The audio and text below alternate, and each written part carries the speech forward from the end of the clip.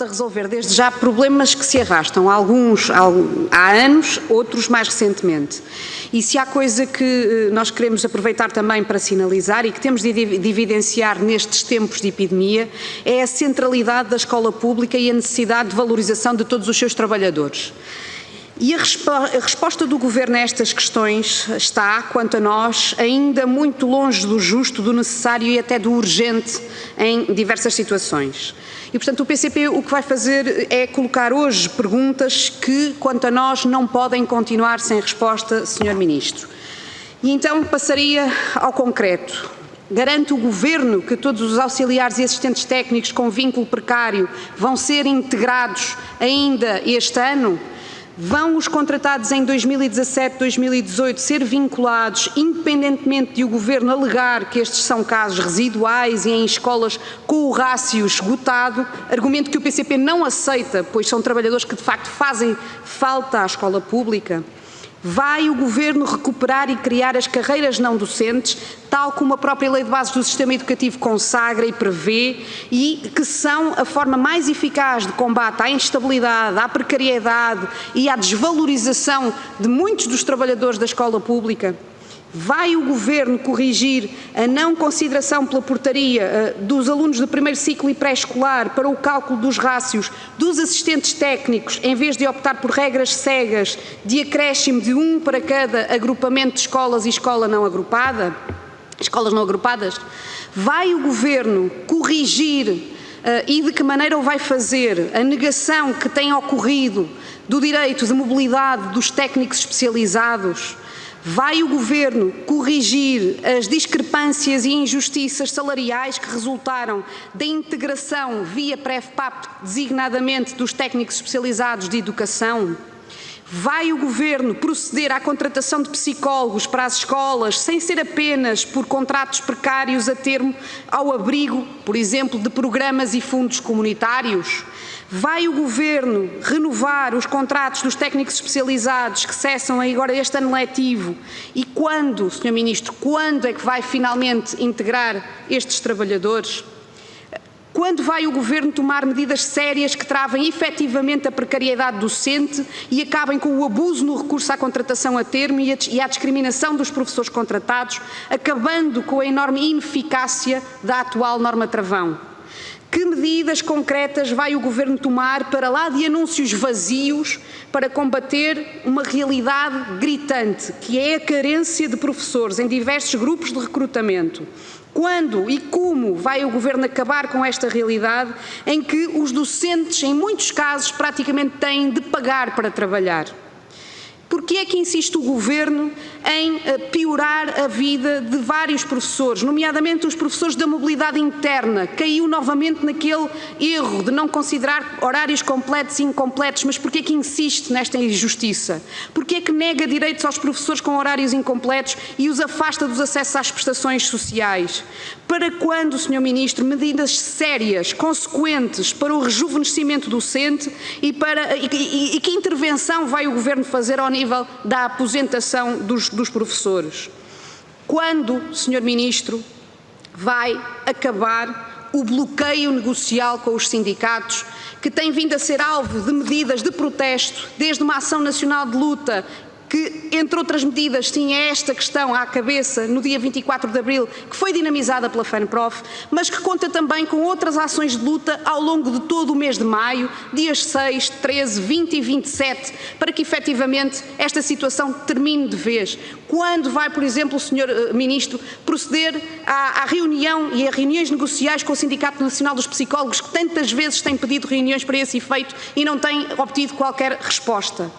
Sr. Ministro, para terminar, o que o PCP gostaria de perguntar é que medidas urgentes e concretas vai o Governo tomar a tempo de preparar o próximo ano letivo, garantindo que a escola pública tem todos os trabalhadores de que necessita, valorizados, com os seus direitos respeitados, para que dê resposta em todos os pontos do território, a todos os alunos, a todos os trabalhadores, a todas as necessidades educativas, garantindo que efetivamente o projeto que está colocado no nosso país é a escola pública, universal, gratuita, de qualidade, democrática, inclusiva e para todos. Obrigada, Sr. Presidente. Muito obrigado, Sra. Deputada Ana Mesquita, pelo cumprimento rigoroso do tempo também. Eu passava a palavra para responder ao Sr. Ministro da Educação, Tiago Branda Rodrigues, lembrando que tem 5 minutos. Tenha a bondade, Sr. Ministro. Muito obrigado, Sr. Presidente. Queria agradecer a todos os senhores deputados e queria agradecer a esta Comissão e, em particular, ao Partido Comunista Português por mais esta oportunidade de vir ao encontro desta Comissão para podermos medir o caminho já feito e também podermos apontar um conjunto de vias do futuro próximo. Sabemos bem que temos que recuperar desta pandemia, é urgente também, de certa forma, que possamos trabalhar aqui para elucidar os senhores deputados sobre um conjunto de questões. E que bom, senhora deputada, que ambos valorizamos a escola pública. Nem sempre toda a gente o faz e é muito importante que nós, o Partido Comunista Português, possam valorizar a escola pública, porque se assim não for, sabemos que há quem não o faça e não o fazendo, a escola pública pode estar sob ameaça. Mas a senhora deputada fala aqui e bem de um conjunto de questões que têm que ser trabalhadas relativamente à valorização dos profissionais que trabalham nas nossas escolas e, em particular, à criação de um conjunto de condições para que exista verdadeira estabilidade da função docente e não docente e que possam assumir o papel absolutamente insubstituível na promoção da qualidade dessa mesma escola pública. Sabemos bem que, sem trabalhadores estáveis, é muito complexo podermos ter estabilidade dos projetos pedagógicos, podermos ter verdadeira melhoria da qualidade das aprendizagens. Tem sido, são, e eu queria dizer-lhe, senhora deputada, para não haver nenhum tipo de dúvida, e também para quem nos está a seguir, continuarão a ser uma prioridade deste Governo. Uma prioridade que já marcou a legislatura anterior, a altura em que promovemos a adoção de um conjunto de mecanismos que garantiram o equilíbrio entre a busca de estabilidade da profissão docente, também das não docentes e depois também a ética na gestão eficaz dos recursos disponíveis. Se bem se recorda, fizemos e tivemos um conjunto de ações e de diplomas que condicionavam o exercício da função docente, se bem se recordam, o fim da Bolsa de Contratação de Escola, a extinção da prova de avaliação de conhecimento e também o fim da requalificação. E é importante trazer aqui estas questões. A senhora deputada diz, isso é pré-história, faz quase parte do Neolítico. Não, era uma realidade e uma verdade também na instabilidade daqueles que trabalhavam nas escolas.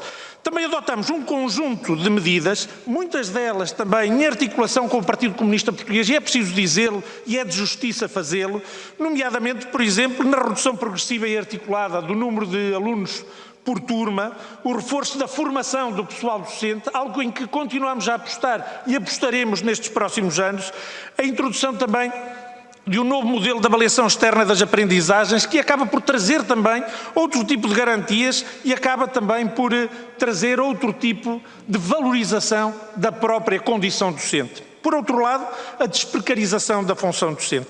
Todos nos recordamos do caminho que tínhamos quando alguém não queria, mas teve que o fazer, a tal norma travão que implicava que no mesmo grupo de recrutamento um docente tivesse trabalhado durante 5 anos. Isso mudou e agora são 3 anos em diferentes grupos de recrutamento.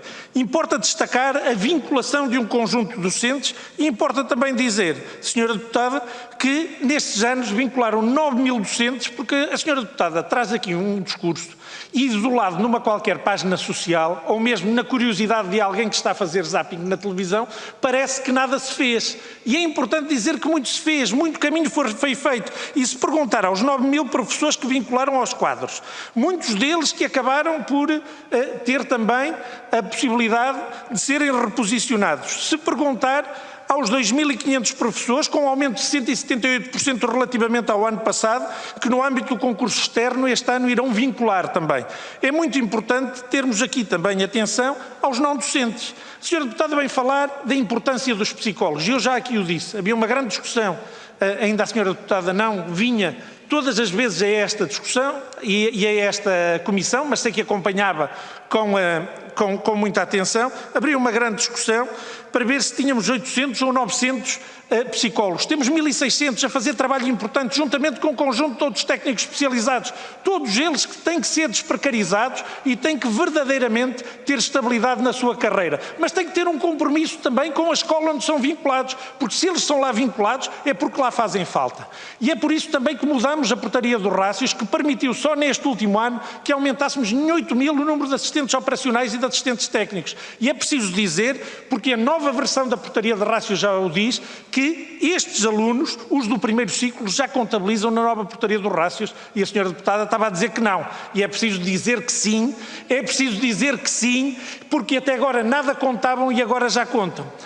Outra questão, senhora deputada, os nossos profissionais são, depois dos alunos, o mais importante que temos nas nossas escolas. E são eles também, juntamente com todo o trabalho feito pela comunidade alargada, que permitiram, senhora deputada, e queria aqui também dizê-lo, porque acho que é importante saudar as comunidades educativas. Concluir. Sim, mesmo para concluir, dizer, saíram os valores do abandono escolar precoce do primeiro trimestre de 2021.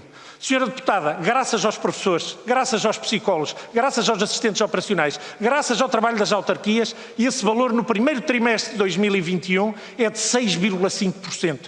Senhora deputada, o ano passado, há bem pouco tempo, celebrávamos que o ano passado tínhamos 8,9% e que alcançávamos os 10% que tínhamos contratualizado. 6,5%, bravo aos professores e bravo aos profissionais da educação. Muito obrigado. Bem. Muito obrigado, Sr. Ministro. Agradeço a compreensão quanto à gestão de tempo. O procedimento é o mesmo, é igual para todos, de maneira que passava de imediato para o Grupo Parlamentar do Partido Socialista e para o Sr. Deputado Porfírio Silva, a quem desde já endosso a palavra. Tenha a bondade, Sr. Deputado. Obrigado, Sr. Presidente. Senhoras deputadas, senhores deputados, queria cumprimentar em nome do Parlamentar do Partido Socialista o Sr. Ministro da Educação, a Sra. Secretária de Estado e o Sr. Secretário de Estado. O requerimento do PCP para ouvir o Ministério da Educação sobre a situação dos trabalhadores da escola pública com os olhos na preparação do próximo ano letivo é relevante e atual e saudamos o PCP por isso. Contudo, para que se perceba o que está em causa, parece que falta aqui uma maior abertura de ângulo. Falta dizer, assumir, que a escola pública deu uma grande resposta aos desafios da pandemia e que isso não aconteceu por acaso.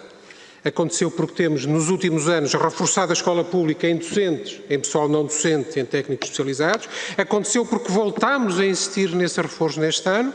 Aconteceu porque o reforço da autonomia e flexibilidade curricular, que tem vindo a consolidar-se ano após ano, deu às escolas mais ferramentas para responder às suas comunidades e aos seus alunos e deu mais espaço à competência e à dedicação dos profissionais. E, portanto, porque quando estamos a avançar, cada passo pede outro passo, daqui vem a minha primeira questão. Nós vinculámos nestes últimos anos milhares de docentes em vinculações extraordinárias sem precedentes, transformámos a norma travão num verdadeiro travão estrutural contra a precariedade, numa lógica de resposta às necessidades permanentes da escola pública, descongelámos as carreiras, pondo de novo em movimento a mecânica das progressões, fizemos melhorias sucessivas do rácio para o pessoal não docente, promovendo sucessivas vagas de entradas de profissionais ao serviço aos milhares, acompanhada de uma estratégia consistente de desprecarização. Reforçámos muito o recurso a técnicos especializados e os resultados estão à vista. E, portanto, a minha primeira questão para a equipa governativa do Ministério da Educação é, pois, como vamos continuar a consolidar este processo de reforço da escola pública em profissionais, em contexto de carreiras descongeladas, em contexto de retoma dos processos de avaliação de desempenho, na ótica do contributo dos profissionais para o constante aumento da qualidade da educação e do constante melhoria das condições profissionais destas pessoas. Especificamente, queria fazer uma pergunta muito específica sobre o pessoal não docente. Face aos próximos desenvolvimentos da descentralização de competências em matéria educativa para os municípios, temos de preparar o pessoal não docente para esse desenvolvimento. Eu diria empoderar o pessoal não docente das nossas escolas para que essa mudança seja, para cada trabalhador, uma nova oportunidade de desenvolvimento profissional, a oportunidade de um exercício profissional mais diferenciado, mais qualificado, a bem desses profissionais e a bem da escola pública. E queria ainda colocar uma segunda questão, e são as duas únicas questões que queria colocar nesta audição. E é também para procurar abrir um pouco mais o ângulo desta análise, indo a uma matéria que toca os alicerces de todo o edifício de escola pública e que é a questão da modernização do modelo de seleção e recrutamento dos docentes do ensino básico e secundário. Na semana passada, em votação final global, o PSD ofereceu os seus votos para a aprovação de um projeto de lei do Bloco de Esquerda que define uma lista fechada de critérios para a revisão do regime de recrutamento e mobilidade docente. Nesses critérios, com a bênção e o voto do PSD, há várias ausências notáveis. Não consta a promoção da estabilidade das escolas, nem a promoção da estabilidade dos projetos educativos. Não consta o aumento da capacidade de resposta à necessidade específica das escolas, por exemplo, para prosseguirem projetos pedagógicos inovadores. Não consta o aumento da capacidade de resposta a territórios onde faltam docentes. Não consta sequer o rejuvenescimento etário, muito menos o refrescamento do leque de competências ao serviço da escola pública. Não consta, muito menos, a promoção estrutural da estabilidade do exercício profissional dos docentes. Isto é, o PSD ofereceu os seus votos para aprovar uma visão da revisão do regime de recrutamento e mobilidade docente que ignora matérias absolutamente decisivas para a qualidade da educação e para a condição do docente, acantonando-se numa agenda que nem sequer é uma agenda sindical. É uma mera agenda corporativa estreita, imediatista e de vistas curtas. Daí a premência da minha segunda questão, que é mais para a frente do que a primeira, mas que me parece também essencial, que é esta. O Governo já informou as estruturas sindicais de que pretende em setembro, depois da abertura do ano letivo, abrir um processo negocial sobre o regime de recrutamento e matérias conexas. Já tinha informado depois desta votação que referi há pouco. É certo que o Governo já deu nota publicamente de que já estão em curso os trabalhos de diagnóstico de necessidades a 5 e 10 anos, estando, portanto, a decorrer os trabalhos previstos no programa de Governo sobre esta matéria. É também certo que esta matéria é da competência do Governo e não do Parlamento. Mas, dada a importância estratégica desta questão, eu penso que era importante que fosse dito aqui no Parlamento, enfim, para aqueles que não vão ouvindo aquilo que o Governo diz noutros fóruns, que seja dito o que é que está a ser feito em termos de preparação de cumprimento do programa de Governo que diz respeito à revisão do modelo de seleção e recrutamento de docentes para o ensino não superior, porque, tal como a primeira questão, esta questão também incide sobre matéria estruturante, estrutural e definidora daquilo que a escola pública pode ou não pode fazer no nosso país. Muito obrigado. Muito obrigado e obrigado pela compreensão, Sr. Deputado Porfírio Silva. Eu dava agora a palavra, por indicação do Sr. Ministro, à Sra. Secretária de Estado da Educação, Inês Ramires. Tenha a bondade, Sra.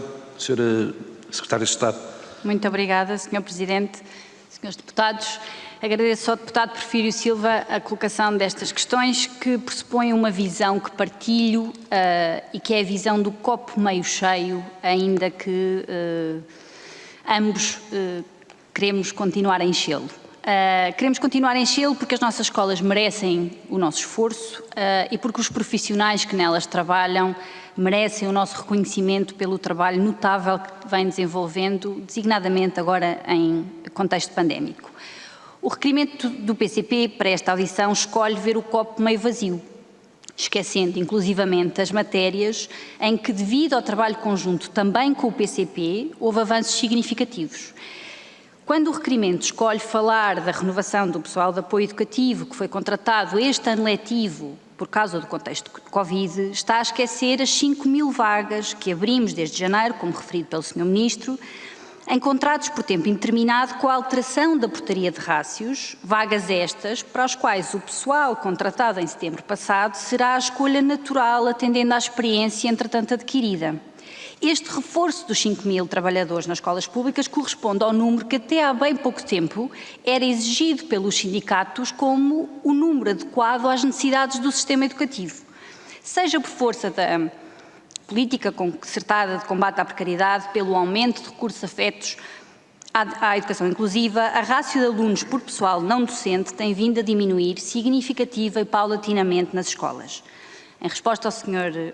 Deputado Porfírio Silva, com o fim da data do processo da descentralização a aproximar-se e a consequente transferência deste conjunto de trabalhadores para a esfera das autarquias, o Ministério continua apostado em investir na valorização deste pessoal, entre outras formas, através da formação profissional. A formação profissional, seja na área da educação inclusiva, na área digital ou outra área, sabemos que é através desta diferenciação do perfil que conseguimos trazer mais competências para a escola pública e, ao mesmo tempo, estarmos a valorizar o pessoal. Voltemos ao requerimento e ao que hoje já foi dito aqui e ao copo meio vazio e meio cheio.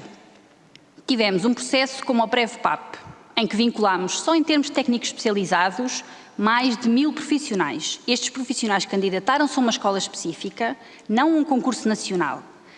E, portanto, manifestaram a sua vontade e disponibilidade para trabalhar naquele local. O Governo, no âmbito do combate à precariedade, abre um processo para fixar estes profissionais onde eles aceitam trabalhar e onde o sistema identifica que são necessários.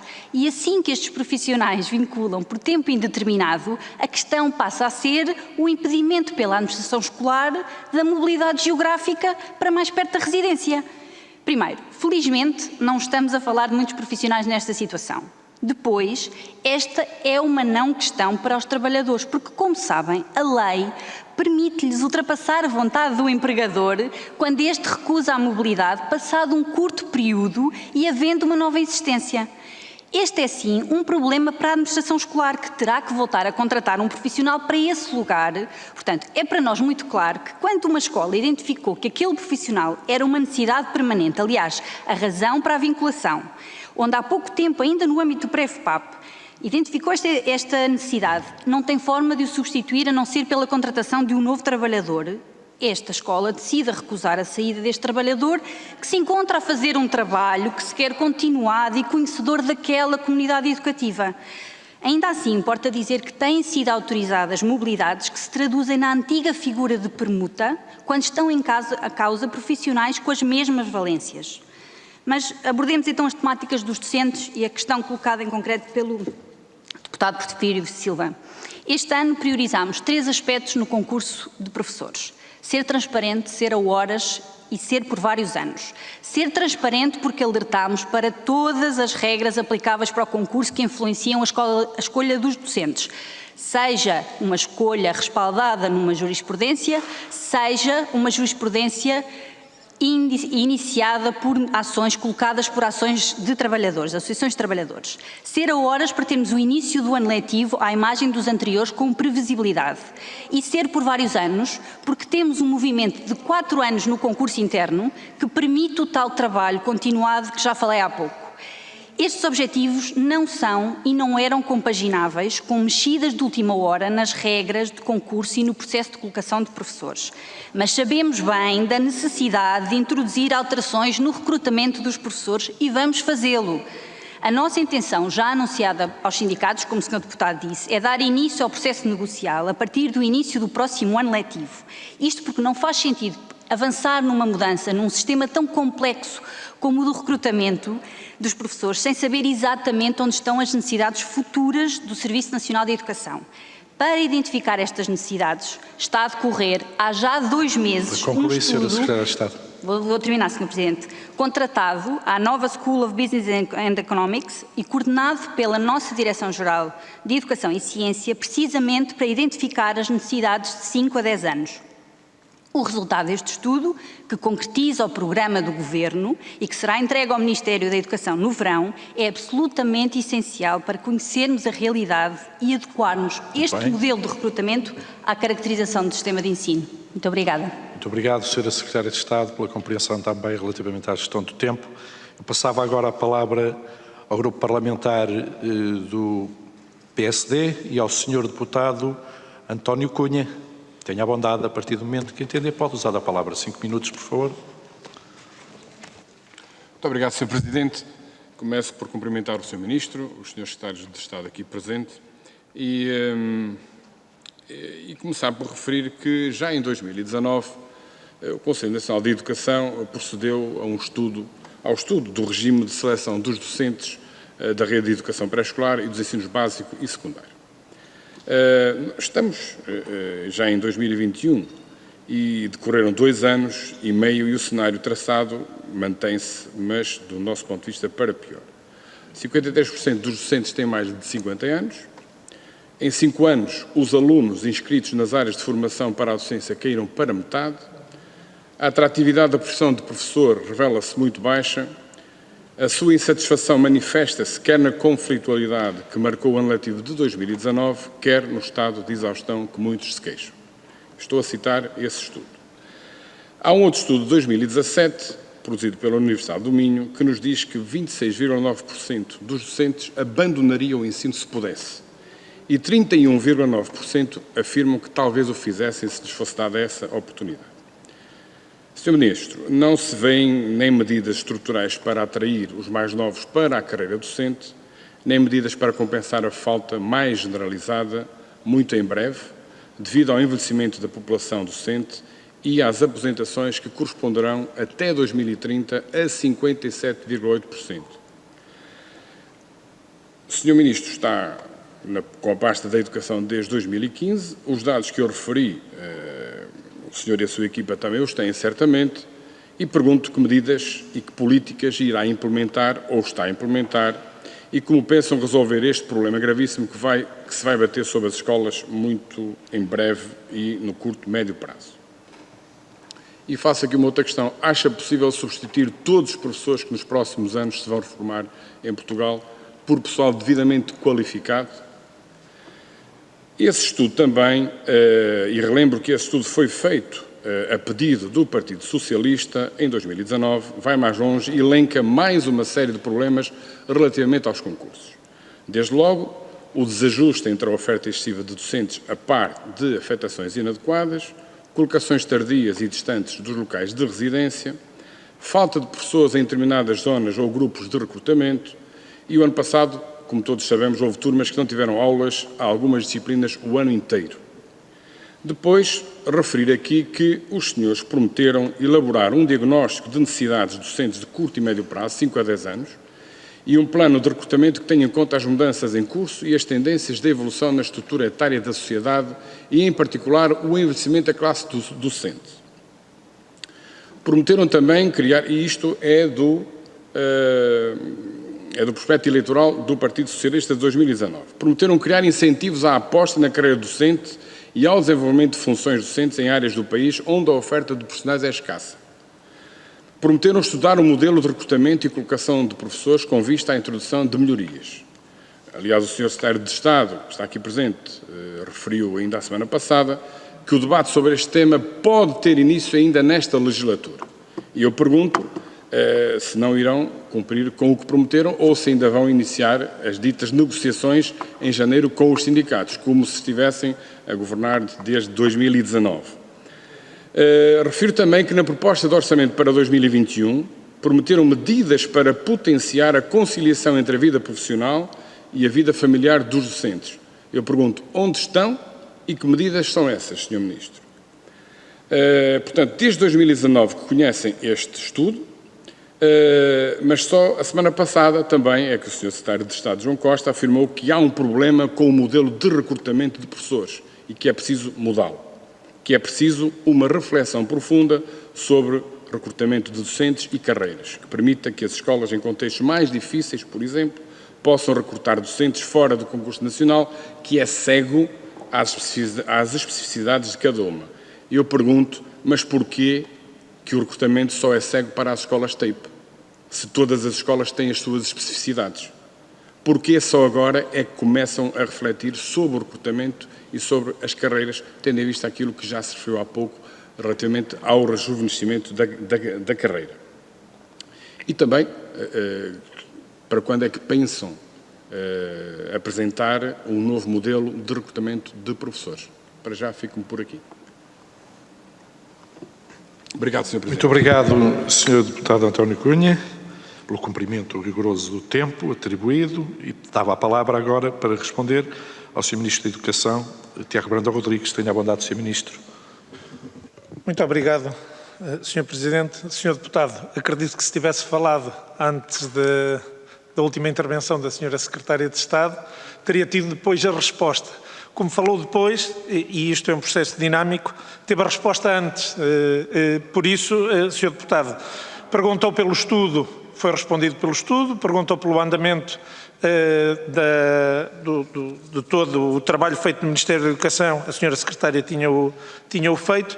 mas há dados que são particularmente importantes e, por exemplo, o TALIS da OCDE não nos diz aquilo que o Sr. Deputado diz. Há dados no TALIS sobre estas questões da mudança de profissão que muito claramente contradizem o que o Sr. Deputado disse, que basicamente os números acabam por não confirmar aquilo que o Sr. Deputado está agora a dizer. Por outro lado, é importante dizer, Sr. Deputado, que nós temos feito um conjunto de ações ao longo dos anos para que verdadeiramente possamos ter professores mais vinculados, professores mais estabilizados e, ao contrário do que diz, temos tido também mais professores, ou melhor, mais alunos a acederem aos cursos via ensino, como se tem visto nestes últimos anos, ao contrário do que disse.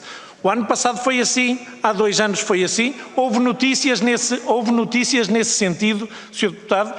Obviamente que eu não fui às estatísticas ver. Eu fui ver as notícias que saíram nos jornais, que acredito que também sejam uma boa fonte para os senhores deputados. Quero-vos dizer que, relativamente ao pessoal docente, é uma preocupação de todos, basicamente é uma preocupação de toda a Europa, mas Portugal é fustigado por a questão da falta de profissionais para um conjunto de atividades, nomeadamente também a atividade docente, mais tarde do que muitos outros países na Europa. Esta é uma discussão que se vem tendo no norte da Europa, por exemplo, e onde se importam reiteradamente professores para poderem dar aulas. O que temos feito é criar um conjunto de condições para que cada vez mais a condição docente possa ser atrativa, para que cada vez mais docentes possam estabilizar, para que cada vez mais docentes não deixem a profissão, porque é importante também, e sabemos que há muitas centenas, muitos milhares de profissionais que agora se dedicam a outras atividades, e nos tempos áureos do turismo, por exemplo, víamos também como muitos acabavam por diversificar a sua ação, mas para fazer, por exemplo, que os contratados cada vez mais rapidamente, e por isso mudamos, por exemplo, as regras da norma travão, e que pudessem vincular cada vez mais rapidamente.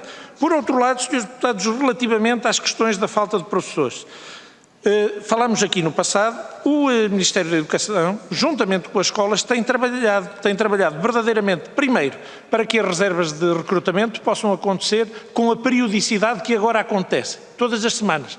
O Sr. Deputado lembra-se, entre 2011 e 2015, como havia bolsas de reservas de recrutamento de quando em vez. Por outro lado, também se recorda, Sr. Deputado, como a bolsa de contratação de escola acabou por prejudicar tantas e tantas escolas e acabou por prejudicar muitos inícios do ano letivo.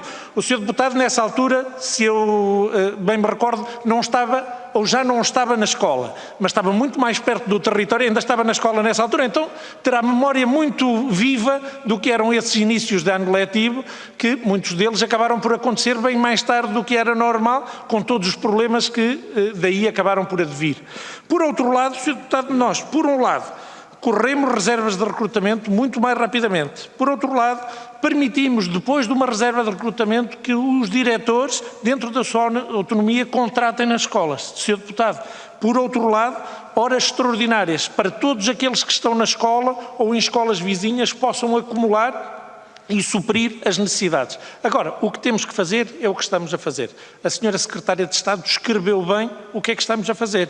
Primeiro, diagnosticar, entender, para depois atuar e para aumentar a atratividade. Obviamente que é uma questão nossa, mas é uma questão da sociedade em geral, do ensino superior, que tem também que ser mais atrativo, as escolas superiores de educação, as universidades, elas estão alertas também para essa situação e querem aumentar também a atratividade. O que eu lhe posso dizer é que o Ministério da Educação tem necessariamente a atratividade da condição docente e também a melhoria da condição docente como uma das prioridades.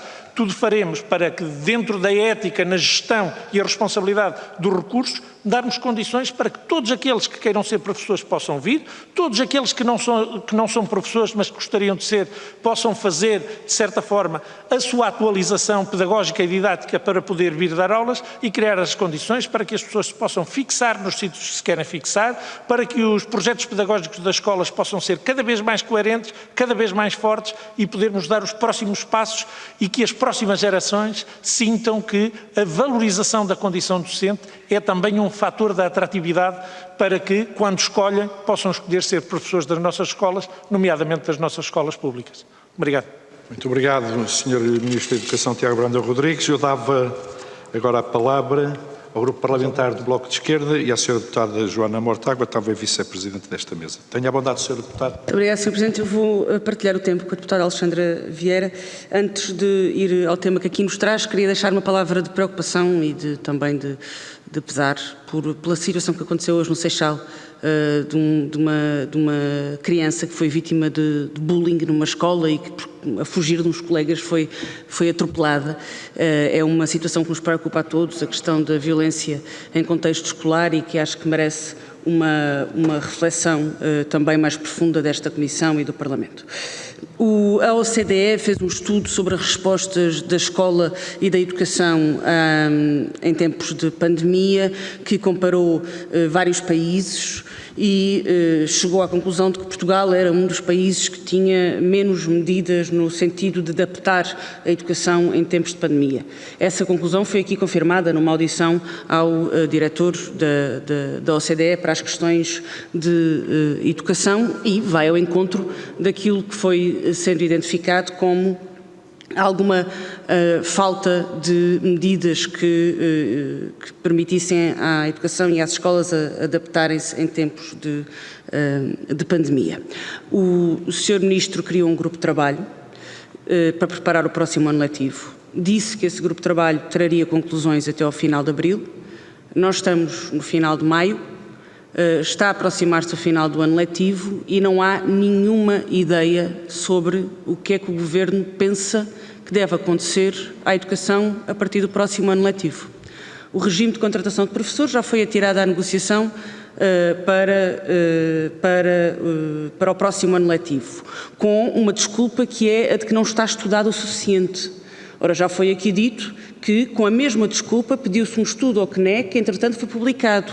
O Sr. Ministro é Ministro há 6 anos e vem aqui dizer que não conhece o suficiente o sistema de ensino para perceber quais são as necessidades da escola pública ao nível de professores, para poder negociar com os sindicatos, de acordo com alguns critérios, sim, um novo regime de recrutamento de professores. O Partido Socialista parece não confiar no Governo e nessa negociação, e por isso assusta-se que o Bloco de Esquerda tenha indicado um conjunto de critérios. Ora, aqueles critérios não são excludentes de outros que o Governo queira pôr em cima da mesa para essa negociação. Era bom que o Ministério não dependesse tanto destes impulsos do Parlamento, mas a verdade é que o Sr. Ministro tem bloqueado todas as negociações com os sindicatos sobre um problema que está identificadíssimo há muito tempo, que é a falta de professores, a falta de estímulos à mobilidade, o problema do rejuvenescimento.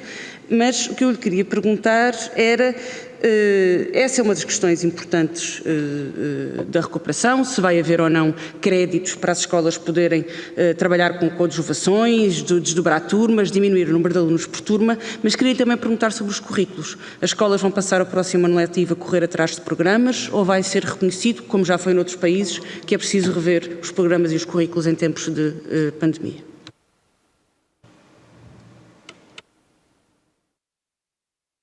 Sra. Deputada, pretende continuar. Alexandra Vieira, do Bloco de Esquerda. Muito obrigada, Sr. Presidente. Cumprimento o Sr. Ministro, o Sr. Secretário de Estado, atenção, só uma interrupção por causa do tempo. Faltam 2 minutos para a intervenção final. Eu sei. Tenha a bondade. Muito obrigada. Há professores e alunos para os quais o ano letivo nada trará de novo. Por exemplo, os professores das técnicas especiais. Foi aprovado aqui na Assembleia da República o concurso extraordinário para estes professores. E a questão é que, não sendo estes professores abrangidos pelo concurso interno nem pelo concurso externo, por falta de grupo de recrutamento, gostaríamos de saber por parte do Sr. Ministro se já há ideia de quando é que vai haver esse concurso extraordinário para estes professores, ou se irão continuar indefinitivamente à espera. Sobre os professores das escolas portuguesas no estrangeiro, nomeadamente em Moçambique, reina a maior das confusões. São professores colocados em oferta de escola, é certo, mas o ensino português estrangeiro é do Ministério da Educação, que diz que agora estas escolas não são unidades orgânicas da rede pública. Então são de quem? Do Instituto de Camões? Não são, de certeza. E lembro que até mesmo a gestão e a tutela destas escolas é do Ministério da Educação. Ficaram órfãos destas escolas de repente para impedir impedir que os professores contratados que estão, por exemplo, em Moçambique, pudessem ser opositores ao concurso na primeira prioridade, reunindo todas as condições da norma travão, quer o Ministério da Educação, nesse sentido, desvalorizar o ensino português no estrangeiro. Deste modo, haverá cada vez menos professores interessados em ir para os PALOP, por exemplo, a não ser pela mobilidade estatutária, que também são cada vez menos. A questão é de saber por que razão é que as pessoas foram impedidos de concorrer na primeira prioridade quando reúnem todas as condições da norma travão, estando em Moçambique. Sobre os alunos com necessidades educativas especiais, tenho de lhe perguntar, abrangidos pela educação inclusiva, Sr. Ministro, que resposta tem para dar aos pais e às mães cujos filhos e filhas, ao fazerem 18 anos, já não têm a oportunidade de renovar a matrícula, como já aconteceu, pelo menos até aos 20 anos, nem têm lugar nos apoios sociais da sua área de residência, sendo que em muitos casos estes apoios sociais também terminam com a chegada aos 18 anos. Na própria escola pública, segundo tem sido evocado, estes alunos não podem ser integrados devido à portaria 1102 de 1997. Tem alguma resposta para estes pais? Isto para não falar também no caso das interrupções letivas e nas férias, nas escolas e nos agrupamentos, que ficam sem resposta para estes alunos. Não há resposta por parte dos apoios sociais, que só aceitam alunos depois de 18 anos em determinados territórios do nosso país. Como vai ser resolvido, então, o problema para estes alunos e alunas? Muito obrigada, Sr. Presidente. Muito obrigado, Sra. Deputada Alexandra Vieira. Está concluída a intervenção do Bloco de Esquerda e vai responder, por indicação do Sr. Ministro da Educação, o Sr. Secretário de Estado da Educação, João Costa. Tenha a bondade, Sr. Secretário de Estado. Muito obrigado, Sr. Presidente. Boa tarde a todos os deputados e senhores deputadas. Queria só dar, então, resposta a esta questão concreta. Portanto, o Ministério da Educação responsabiliza-se, obviamente, por todos os alunos com ou sem deficiência durante o período da escolaridade obrigatória. Temos, na própria legislação sobre educação inclusiva, previsto os 3 últimos anos com um plano individual de transição, e temos vindo a produzir recursos também para o apoio a que isso aconteça, para as respostas posteriores. Agora, as escolas públicas não são caos, portanto não são unidades de acolhimento de maiores de 18 anos, ainda que alguns alunos até vão encontrando ali alguma resposta na transição. Pronto. Só uma nota também sobre o relatório da OCDE a que a deputada Joana Mortágua aludiu. Eventualmente não estaremos a falar do mesmo, mas Portugal é um dos países em que, quando se vêem as tabelas, fui verificar agora, teve resposta em quase todas as áreas para os grupos mais afetados pela pandemia. A Sra. Secretária de Estado, Inês Ramires. Tenha a bondade, Sra. Secretária de Estado. Obrigada, Sr. Presidente. Para responder à Sra. Deputada Alexandra Vieira, em relação aos docentes que falou e ao caso de Moçambique, uma coisa é o ensino do português no estrangeiro, que depende do Ministério dos Negócios Estrangeiros. Outra coisa é as escolas portuguesas no estrangeiro. E a escola tem a mesma sigla, mas são coisas diferentes. Nas escolas portuguesas no estrangeiro dependem efetivamente do Ministério. Uma grande parte destes professores que são colocados em mobilidade, ou seja, vindos de quadros daqui de Portugal para lá, e o que acontece é, quando há contratação local, aí é que naturalmente estes docentes não têm acesso ao nosso concurso. Aliás, a primeira prioridade nem sequer é dada aos docentes que lecionam cá sem ter os 3 anos anuais e completos, quanto mais a quem não leciona em Portugal e com um vínculo local. Mas estamos a trabalhar com o Ministério dos Negócios Estrangeiros para, tanto na esfera do ensino do português no estrangeiro como nas escolas portuguesas no estrangeiro, consigamos trabalhar para combater a precariedade dos vínculos. Obrigada. O Sr. Ministro da Educação, tenha a bondade. Bom, para terminar, a Sra. Deputada Joana Mortágua traz um conjunto de questões relativamente ao tempo que aí vem. E é verdade que, como já o dissemos, que estamos a ultimar um plano para a recuperação das aprendizagens. Esse plano foi acompanhado de uma reflexão profunda. E a Sra. Deputada, que conhece as escolas, sabe certamente que um conjunto de agentes educativos foi auscultado pelo Ministério da Educação, representantes de pessoal docente, não docente, foram dezenas de reuniões com, obviamente, representantes também do Conselho Nacional de Educação, do Conselho das Escolas, do setor público, do setor privado, do ensino profissional. As próprias escolas foram auscultadas, os alunos foram auscultados, convocou-se a participação de todos os conselhos pedagógicos que, através dos quais chegaram até nós. É verdade que existiu também um grupo de trabalho formado por um conjunto de profissionais de várias áreas que nos deram um conjunto de recomendações e é verdade que apresentaremos um plano que irá definir, com base em evidências, um conjunto de estratégias para tratar questões relacionadas com o sucesso, com a recuperação, necessariamente com a inclusão, que se centra na confiança que temos nos profissionais e nas nossas escolas e que acaba por ter uma estrutura de diferentes eixos, tem diferentes domínios que respondem às recomendações escolhidas, às nossas próprias reflexões, também à discussão internacional na qual tivemos a oportunidade, porque infelizmente Portugal não está sozinho e muitos países estão a pensar como preparar os seus planos. Portugal tem sido também muito o farol nestas discussões, também através da presidência portuguesa da União Europeia, e há ações específicas para apetrechamento e para infraestrutura, Sra. Deputada, também para recursos digitais, com uma componente muito importante que terão a oportunidade de conhecer relacionada com a formação e, Sra. Deputada, de forma especial, recursos humanos. E aí eu posso lhe dizer uma coisa, o ano passado nós pudemos dotar as escolas com um número de recursos humanos muito significativo, que obviamente custou muitas dezenas de milhões de euros e que esses recursos humanos continuarão nas nossas escolas durante a vigência deste plano e isso é muito importante dizê-lo. Obrigado. Obrigado, Sr. Ministro da Educação, Tiago Brandão Rodrigues. Passamos agora, penso que temos a companhia por via digital do Grupo Parlamentar do CDS-PP e da Sra. Deputada Ana Rita Bessa, a quem desde já eu convoco para a audição. Sra. Deputada. Muito obrigada, Sr. Presidente. Estamos a vê-la e ouvi-la, a partir do momento que entenda, tenha a palavra, tenha a bondade. Muito obrigada, Sr. Presidente. Cumprimento o Sr. Ministro, os Srs. Secretários de Estado e imagino que esteja por aí mais equipa de apoio, estão todos cumprimentados. Eu não posso deixar de começar esta audição por, uma vez que o requerimento do PCP menciona especificamente a preparação do próximo ano letivo, e talvez até porque os enfoques do CDS e do PCP são de facto diferentes, não posso deixar de começar esta audição por falar nos alunos e no que é que os alunos podem esperar no próximo ano letivo, e parte da resposta, parte já tive agora através da intervenção do Sr. Ministro da Educação. Eu estou particularmente preocupada, aliás tenho manifestado ao longo destas audições deste ano, com o plano de recuperação das aprendizagens depois de muitos períodos de confinamento e de ausência de aulas presenciais. O Sr. Ministro já disse que ele estará para breve. Eu, não querendo ser indiscreta, mas acho que faz parte também do nosso papel, gostaria de lhe perguntar se esse breve é ainda durante a vigência deste ano letivo ou não.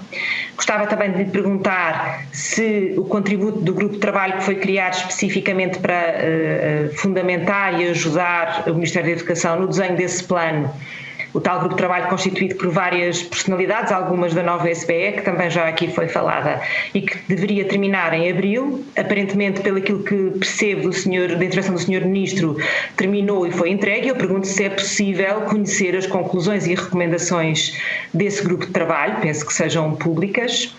E digo isto, tenho esta preocupação que coloca a cabeça na preparação do ano letivo, porque se há coisa que nós todos sabemos é que o insucesso escolar ou as dificuldades de aprendizagem, sejam elas fruto de uma proveniência de contextos desfavorecidos e, portanto, de condições de partida complexas, sejam elas fruto de processos de aprendizagem em que os alunos querem, mas não conseguem aprender aos níveis estipulados para os seus ciclos de ensino, este insucesso é cumulativo e, portanto, se não for, por assim dizer, atacado mais cedo do que mais tarde, significa que em setembro os alunos voltarão às aulas com um atraso grande e a matéria começará a ser novamente dada nos novos anos, e isso preocupa-me pela falta de consolidação e por adensar este efeito cumulativo do insucesso. E, portanto, interessa-me muito perceber o que é que vai ser feito, se há alguma coisa no verão, se só para o ano, percebendo também e pondo isso à cabeça que este tipo de insucesso e de dificuldades não se resolve nos primeiros meses do próximo ano letivo, em matéria para um tempo alargado. Depois, gostava também de falar então sobre o segundo tópico, acessório colateral a este, embora também muito importante, mas instrumental à aprendizagem, que são os professores.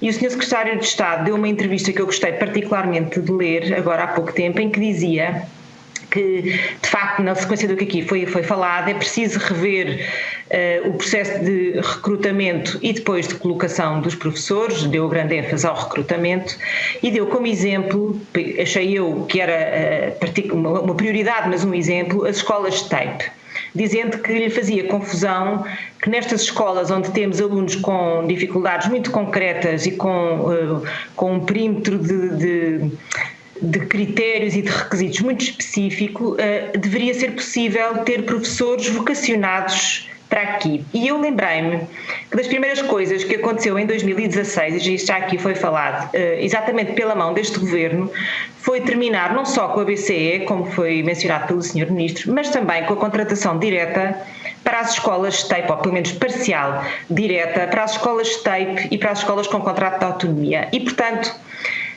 as coisas realmente são cíclicas e se calhar voltámos a esse ponto de considerar, como já era verdade no governo do PSD-CDS, que há que haver uma margem para que as escolas possam de facto enquadrar os seus corpos docentes de acordo com até princípios de autonomia e flexibilidade curricular que este mesmo governo também subscreve. E para terminar, gostava só de deixar a seguinte nota.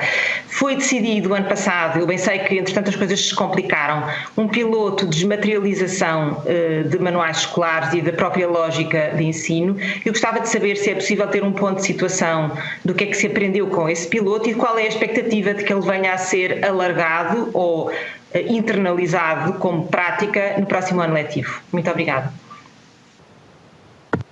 Muito obrigado, Sra. Deputada Ana Rita Bessa, também pelo rigoroso cumprimento do tempo atribuído. Para responder agora, o Sr. Ministro da Educação, Tiago Brandão Rodrigues. Tenha a bondade de ser Ministro. Muito obrigado, Sr. Presidente. Depois, centrando primeiro na primeira questão colocada relativamente ao plano de recuperação das aprendizagens.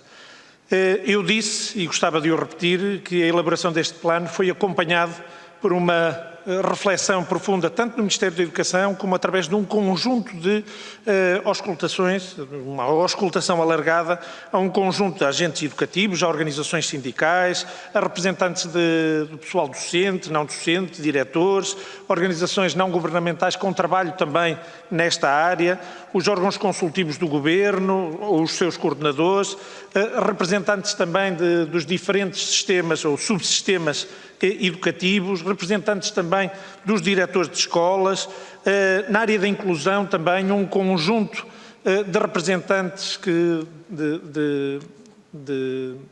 trabalham especificamente na área da inclusão, antigos governantes, especialistas da educação, responsáveis também em formação de professores. De forma importante foram ouvidos os conselhos pedagógicos das nossas escolas e através dos quais chegou-nos a informação e, no fundo, também foram ouvidos e de forma muito importante os alunos, os estudantes. É importante dizer que o Governo nomeou um grupo de trabalho interdisciplinar independente a quem foi atribuída uma tarefa. A tarefa era de produzir um conjunto de recomendações ao Governo para o desenvolvimento de medidas de recuperação, de consolidação das aprendizagens, e isso aconteceu. O grupo de trabalho apresentou-nos uma versão final, não em abril, mas o certo é que recebemos essas recomendações e é importante dizê-lo que todo esse trabalho, tanto do grupo de trabalho como todo o outro trabalho de auscultação, trazem um conjunto de princípios, um conjunto de recomendações e nas nossas auscultações podemos ver como as recomendações acabam por ir ao encontro do resultado, as recomendações do grupo de trabalho acabam por ir ao encontro dos resultados globais das auscultações promovidas. Há algo que é absolutamente consensual, a importância de confiar na escola, de confiar também nos seus profissionais, apostando-se como ingrediente absolutamente principal a autonomia das escolas, a territorialização das medidas, abordagens também integradoras do contexto em que a escola está e no qual os alunos crescem e o papel fundamental também do bem-estar para que as aprendizagens se possam dar, se possam desenvolver de forma muito significativa. Por outro lado, houve também algo que ficou muito claro em todas as auscultações. Não é única e simplesmente por um mero aumento do número de horas de aulas, por um mero aumento do número de semanas de trabalho.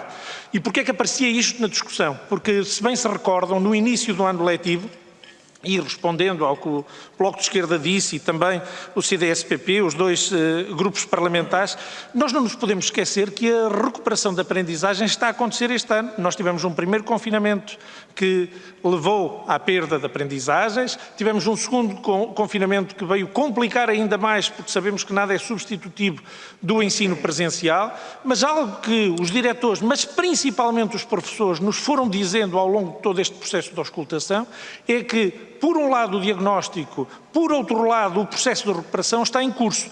E já este ano estavam em vigor um conjunto de medidas nas nossas escolas, recursos educativos, mais 3.300 professores, mais 900 técnicos especializados, o aumento do ano escolar primeiro, em que nós aumentamos consideravelmente o ano escolar e o calendário escolar, e depois, mais tarde, com os acertos que fizemos, voltamos a aumentar. Senhores deputados, o primeiro ciclo e o jardim de infância duram até bem entrado o mês de julho, o que é algo absolutamente inédito e que em muitos estabelecimentos de ensino se vem adivinhando também como já uma questão para terminar o ano letivo. Mas existem, no fundo, um conjunto de ferramentas para que essa recuperação da aprendizagem esteja a acontecer. Agora, é importante dizer que o plano que está a ser definido atende primeiro aos princípios que o grupo de trabalho e todas as nossas auscultações acabaram por levar, mas também há recomendações. Como eu já disse, este plano centra-se na confiança das nossas escolas e tem um conjunto de objetivos que são muito claros também em todo o trabalho que nós temos feito. É importante recuperar competências e aquelas que estão mais afetadas. É importante também, neste contexto, poder diversificar as estratégias de ensino, é investir de forma muito considerável no bem-estar, tanto social, pessoal e emocional, tanto dos nossos trabalhadores como daqueles que andam e que aprendem nas nossas escolas, confiar no sistema educativo, poder envolver toda a comunidade educativa, capacitar, reforçando os meios e os recursos, e por isso também disse aqui que é muito importante dizer que os recursos humanos que estão alocados este ano de forma tão importante e que foram tão importantes durante os tempos de confinamento, mas também durante os tempos de recuperação das aprendizagens, e por outro lado é muito importante poder monitorizar, avaliando as medidas e os recursos que estão alocados. E isso é o mais importante que se faça, porque este ano esteve a fazer-se e nós temos que reforçar para que no programa e no plano plurianual que estamos a preparar se possa também fazer. Muito bem, muito obrigado, Sr. Ministro da Educação. Agora passamos a palavra ao Grupo Parlamentar do PAN e à Sra. Deputada Babiana Cunha, a quem desde já concedo a palavra. Tenha a bondade, Sra. Deputada. Muito obrigada, Sr. Presidente. Cumprimento desde já. Cumprimento também as senhoras e os senhores deputados, o Sr. Ministro da Educação e a sua equipa. Sr. Ministro, gostava de abordar aqui algumas questões que se prendem diretamente com o funcionamento do próximo ano letivo, mas também com algumas não respostas que o Sr. Ministro deu ao longo das declarações que fez. Iria pedir algumas clarificações. Portanto, aquela que é a percepção consensual nesta Casa é que as escolas, neste momento de crise, fizeram tudo o que estava ao seu alcance, com os recursos que tinham, evidentemente, e conseguiram mitigar, conseguiram reduzir ao máximo aquilo que seriam os impactos nas aprendizagens dos nossos estudantes. Mas tem-se falado aqui hoje várias vezes daquilo que é o plano que o Governo vai apresentar para o próximo ano letivo. Sabemos bem que o grupo de trabalho constituído, e fomos críticos a este grupo de trabalho porque entendíamos que ele não tinha representantes do setor da educação, profissionais da educação, dos profissionais da educação inclusiva e, portanto, o Sr. Ministro hoje já aqui disse várias vezes que foram auscultados várias pessoas. Nós gostaríamos de saber quando vamos ter conhecimento, quer das recomendações que este grupo de trabalho fez ao Governo, quer das pessoas que foram ouvidas neste processo e quando vamos ter então conhecimento do plano do Governo para o próximo ano letivo. Para o PAN tem sido claro que este plano, evidentemente, tem que passar por uma revisão de conteúdos, uma aposta nas aprendizagens essenciais e que não consideramos que esta recuperação de aprendizagens se faça em 5 semanas ou se faça em adicionar horas e horas aos nossos estudantes que já estão tão sobrecarregados. Essa tem sido a posição que temos marcado e que gostaria aqui de reforçar. Também gostaria de saber qual vai ser a posição do Governo em relação ao Conselho Nacional de Educação, relativamente a este programa de recuperação das aprendizagens e de planeamento do próximo ano letivo. Se já foi ouvido, se vai ser ouvido no entretanto, porque não temos essa informação e pedi essa clarificação ao Sr. Ministro. Depois gostaria de dizer o seguinte, nós entendemos, da parte do PAN, que os problemas da educação não se resolvem instituindo recursos exógenos à escola. Entendemos que é preciso e fundamental reforçar aqueles que são os recursos das comunidades educativas numa perspectiva estrutural e não numa perspectiva remediativa e, portanto, perguntamos ao Sr. Ministro qual vai ser a sua política. Vai ser remediativa ou vai ser estrutural e, efetivamente, vamos aproveitar este momento de crise para fazer as reestruturações estruturais que a nossa educação precisa ao nível das suas políticas. Depois o Sr. Ministro já aqui hoje falou da educação inclusiva. Eu gostaria de saber, nós gostaríamos de saber do Grupo Parlamentar do PAN se já foi feito o levantamento exaustivo daquelas que são as necessidades ao nível da formação dos profissionais não docentes e fazendo esta ligação à educação inclusiva, porque o Sr. Ministro tem referido reiteradas vezes que há um programa de formação, afinal que programa é este ao nível da educação inclusiva dos nossos profissionais não docentes e qual é efetivamente a sua calendarização, isto na perspectiva do próximo ano letivo, porque entendemos que a educação inclusiva tem continuamente ficado aquém daquilo que são as necessidades. E dou-lhe um exemplo muito concreto, Sr. Ministro. No Orçamento de 2020, o PAN viu inscrito e aprovado no Orçamento uma bolsa de intérpretes de língua gestual portuguesa para pais ou mães surdas poderem acompanhar os seus filhos,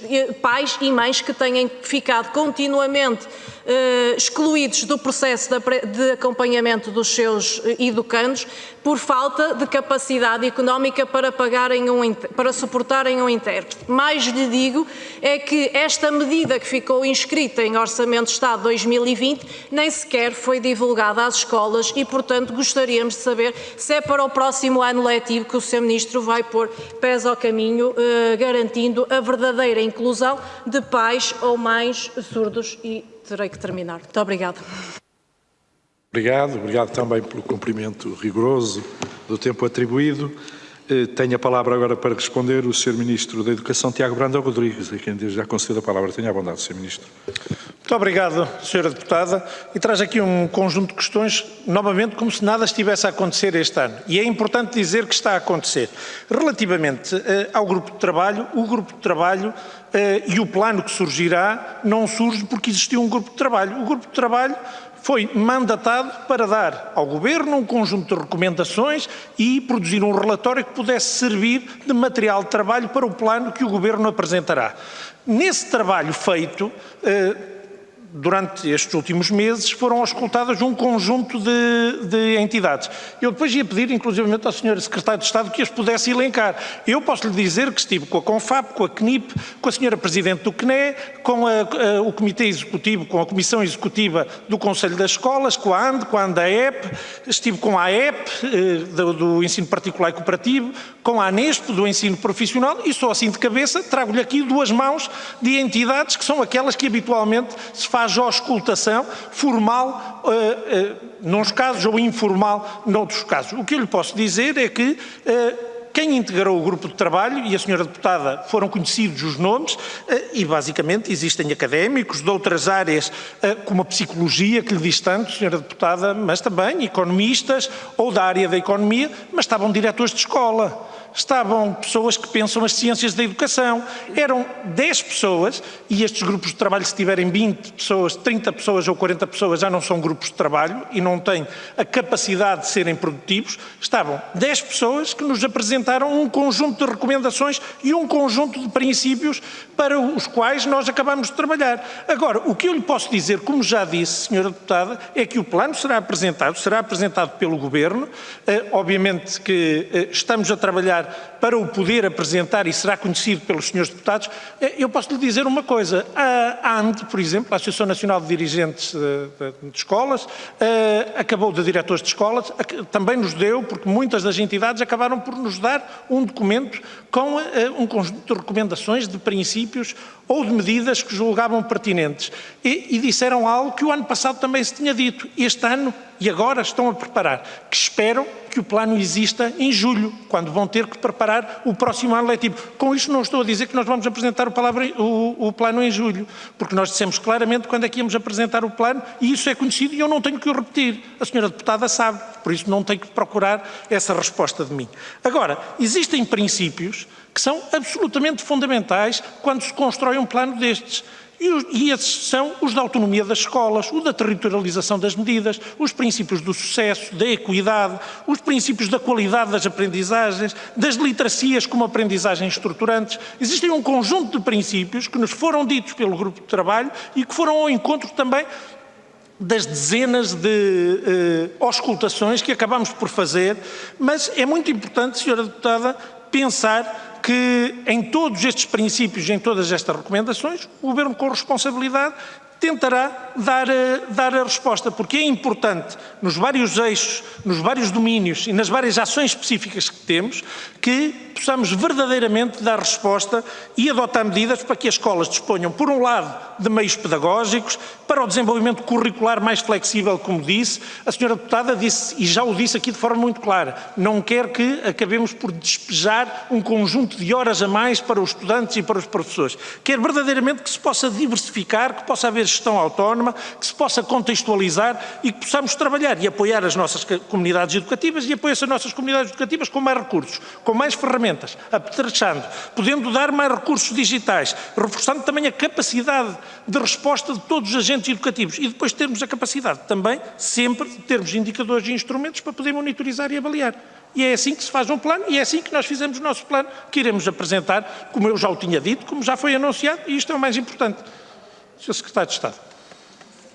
Sr. Secretário de Estado João Costa, pode usar a palavra. Muito obrigado. Então, continuando a esclarecer e respondendo à pergunta da senhora deputada, de facto importa clarificar, como o Sr. Ministro já o fez novamente, porque eu acho que certamente o Governo não nos teremos explicado bem, dada a insistência da senhora deputada em algumas questões. Nós tivemos um amplo processo de auscultações e entendemos criar um grupo de trabalho, conforme está expresso no despacho, que não é o grupo de trabalho, nem é a única audição. Foi um grupo que entendemos ser interessante criar, porque sentava à volta da mesma mesa olhares muito cruzados e diferenciados e com perspectivas diferentes sobre o que se está a passar por via dos efeitos da pandemia. Mais do que ter apenas os mesmos interlocutores a falarem com os mesmos interlocutores. E é esse o espírito que presidiu a este grupo, que não dispensou a audição de muitos outros, que eu passo a elencar. Os responsáveis pelos planos relacionados com as artes, o cinema, o Plano Nacional de Leitura, académicos da área da educação, cerca de 7 audições com académicos da área da educação, professores, algumas pessoas com investigação na área da educação, concluir, por favor. Só um momento, eu termino já, como o Dr. Alexandre Homem Cristo, o professor Joaquim Azevedo, a professora Arena Cosme, o professor Rui Trindade, os centros de formação das associações de escolas através dos seus representantes, o professor Laborinho Lúcio, todos os sindicatos de professores e de pessoal não docente, ex-ministros, painel com ex-ministros da Educação, a Associação Nacional de Escolas Profissionais, a CNIP, a CONFAP, a Associação de Estabelecimentos Particulares e Cooperativos, 5 painéis com alunos de todos os níveis e ciclos de ensino, a Associação Nacional de Freguesias, Conselho das Escolas, Comissão Permanente, Presidente do Conselho Nacional de Educação, ANDAEP, o próprio Grupo de Trabalho, a Associação de Municípios e a Comparte, com estudantes. Portanto, não há um grupo único e não há um governo também a decidir sozinho, sem auscultar. Só para também terminar, de facto, como já aqui foi dito, não são horas e mais horas, e surpreende-me que a senhora deputada esteja tão preocupada com os encargos nas horas dos alunos e dos professores, quando é uma das proponentes de uma das decisões sobre melhorias de nota que mais vai trazer encargo no final do ano aos professores e em setembro, no arranque do ano, quando deviam estar dedicados a outras tarefas. Muito bem, agradeço a compreensão relativamente à questão da gestão do tempo. Estamos agora, não tendo indicação de outras intervenções, voltamos à fase inicial, que é a intervenção do Grupo Parlamentar Requerente, e para responder o Sr. Ministro. Lembro que nesta fase conclusiva da audição, ao Grupo Parlamentar Requerente, que é o Partido Comunista Português, cabem 3 minutos para usar a palavra. A Sra. Deputada Ana Mesquita vai fazê-lo. Tenha à bondade. 3 minutos também depois de resposta do Sr. Ministro. Tenha à bondade, Sra. Deputada. Muito obrigada, Sr. Presidente. É uma fase conclusiva, mas um bocadinho inconclusiva. Sr. Ministro, falou dos 9.000 professores que vincularam, e vincularam muito bem e com a nossa força e proposta também. Mas não era mais do que a obrigação do Governo acabar com a precariedade e, portanto, vamos lá relativizar também o que aqui estamos a falar. Falou do tempo, da redução do tempo de 5 para 3 anos para efeitos da vinculação através da norma travão, mas não falou, e é pena, em algum tipo de perspectiva e algum tipo de medida que o Governo tenha para eliminar os critérios de exclusão que condenam ainda cerca de 12.000 professores e educadores com 10 ou mais anos de serviço à precariedade. E, Sr. Ministro, num contexto em que, e isto também não foi referido com nenhuma medida concreta, há dezenas de milhares de professores que vão aposentar-se nos próximos anos e que ainda não sabem quais são as medidas do Governo em relação a esta matéria. Falou-se aqui hoje, e é extraordinário, da suposta grande diferenciação que a passagem dos trabalhadores para as autarquias vai significar. Então não vai. Ora, então não vai. Foi aqui por via do Partido Socialista que essa questão veio para cima da mesa. Como, aliás, se vê que até já está a acontecer precisamente, até porque as carreiras, como foram aniquiladas e amalgamadas, isto está a correr tudo muito bem. E passaram, e vão passar em muitos casos, das funções que correspondem a auxiliares de ação educativa para essa maravilhosa função que é ser pau para toda a colher. Numa escola, ou noutra escola, ou num jardim, ou na piscina municipal, ou seja lá onde for. E, portanto, não, o caminho para a valorização destes trabalhadores não é a indiferenciação das carreiras, não é a indiferenciação dos conteúdos funcionais, não é a transferência de competências, não é nada disso. É a estabilização, é o combate à precariedade, sim é formação, sim é valorização, sim são os direitos, mas não é isso que é a resposta do Governo. E, portanto, de facto, o que era preciso aqui era recuperar, repor carreiras, nomeadamente para os trabalhadores não docentes. Mais, quanto à mobilidade dos técnicos especializados de educação que foram vinculados. Bom, de facto, se o Governo já tivesse recebido o sindicato e falado sobre esta questão, nomeadamente o Sindicato Nacional dos Psicólogos, saberia que um dos casos relatados para técnicos que exercem as mesmas funções, que houve pedidos negados a técnicos com situação pessoal muito complicada quando ambas escolas aceitaram o pedido. E esta que é a questão que nós estávamos aqui a questionar, estávamos a colocar. Que razões, como é que isto vai ser resolvido? Porque, de facto, ainda continua muita gente sem saber qual é que é a resposta. E, portanto, Sr. Ministro, era fundamental que, para darmos uma resposta cabal, não é? E cabe ao Governo dar essa resposta cabal, para que o ano letivo comece em condições, para que haja uma resposta em termos de escola pública, que efetivamente os direitos dos trabalhadores sejam acautelados e a precariedade seja combatida de uma forma que não tem ainda resposta suficiente. E para isso, Sr. Ministro, hoje as respostas aqui novamente ficaram por dar. Muito obrigada. Muito obrigado, Sra. Deputada Ana Mesquita, do Grupo Parlamentar do Partido Comunista Português. Para responder e finalizar esta nossa audição de hoje, eu dou a palavra ao Sr. Ministro da Educação. Tenha a bondade, Sr. Ministro. Muito obrigado, e não querendo gastar aqui nenhum tempo, mas repudiar também um ato de violência que a Sra. Deputada do Bloco de Esquerda mencionou. É fora de uma escola, independentemente disso, é condenável. Salvo erro, não foi hoje, já foi antes. Se é bullying ou não é, não sabemos, ou se foi um ato isolado. Independentemente disso, é condenável, e nós temos um conjunto de ações nas nossas escolas, nomeadamente a campanha Escola Sem Bullying, Escola Sem Violência, que convidava todos a visitarem. Sem Bullying, Sem Violência, se puserem no Google vão encontrar, porque temos que combater todo e qualquer fenómeno desta natureza. Senhora Deputada, algo importante, falou agora aí de que tinha conhecimento de alguns casos em que 2 trabalhadores exatamente com o mesmo perfil em termos de função queriam permutar e não eram autorizados. Eu posso lhe dizer uma coisa, todos aqueles que nós tivemos conhecimento foi autorizado. Por isso, Sra. Deputada, se tiver conhecimento, faça-nos chegar para que, efetivamente, nenhuma das comunidades educativas... Senhora Deputada, vamos lá ver uma coisa. Foi aqui bem explicado desde o início. Nós não podemos prejudicar as comunidades educativas. Aqueles trabalhadores vinculam naquele estabelecimento de ensino porque há uma necessidade permanente. E por isso nós temos o entendimento que se existe uma necessidade permanente, não podemos privar aquela comunidade do trabalho daquele trabalhador. Depois existe um instrumento, passado algum tempo, para o trabalhador se mover independentemente das necessidades permanentes que ali existam. No entanto, se tivermos conhecimento de 2 trabalhadores, imaginemos 2 psicólogos que querem, no fundo, permutar, não havendo a figura da permuta, mas no fundo 2 mobilidades que contam como uma permuta, nós não temos nenhum tipo de hesitação em autorizar. Porquê? Porque as 2 comunidades, obviamente, que sejam o mesmo, não é? O mesmo perfil. Não lhe estou a dizer que um mediador possa permutar com um psicólogo, porque eles têm uma função diferente nas nossas escolas. E eu conheço pelo menos um caso em que isso aconteceu porque houve o reconhecimento e o conhecimento de que havia 2 trabalhadores que acabavam por cruzar esses pedidos. Por isso eu agradecia-lhe, Sra. Deputada, e entre todos acho que temos que, porque pode não ser do conhecimento nem da administração escolar, nem da tutela, e por isso fazê-lo.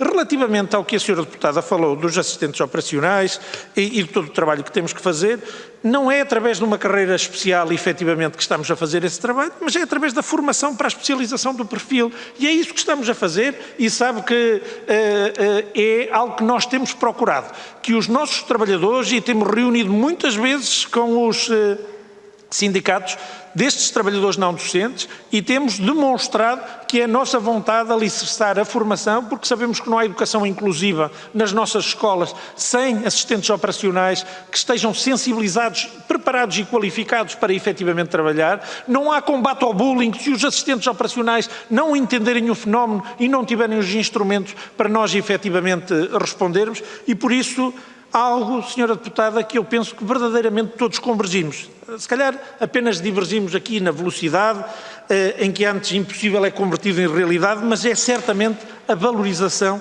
dos profissionais da educação. É algo que temos provado, é algo que temos demonstrado e é algo que eu queria aqui deixar bem claro. Não existe por parte desta equipa nenhum tipo de hesitação ou nenhuma hesitação em poder valorizar os docentes, os não docentes e todos os profissionais das nossas escolas. Eu penso que temos dado provas disso e continuaremos a trabalhar também com o Parlamento, também com os grupos parlamentares, também, nomeadamente, em sede do Orçamento de Estado, onde acabamos todos por poder alocar os recursos que queremos e poder apoiar esses mesmos recursos através do Orçamento de Estado. Por isso, não vou dizer que enquanto houver estrada para andar, a gente vai continuar, Sra. Deputada, mas temos muito trabalho a fazer e eu acredito verdadeiramente que possamos fazer esse trabalho. Eu não vou esquecer do Orçamento de Estado, porque aí acabamos por ter na educação também muitas das nossas conquistas. Espero que a Sra. Deputada também não se lembre, porque é uma altura importante para todos. Obrigado. Muito bem. Muito obrigado. O Sr. Deputado Porfírio Silva pediu a palavra para... Uma interpelação à mesa, Sr. Presidente.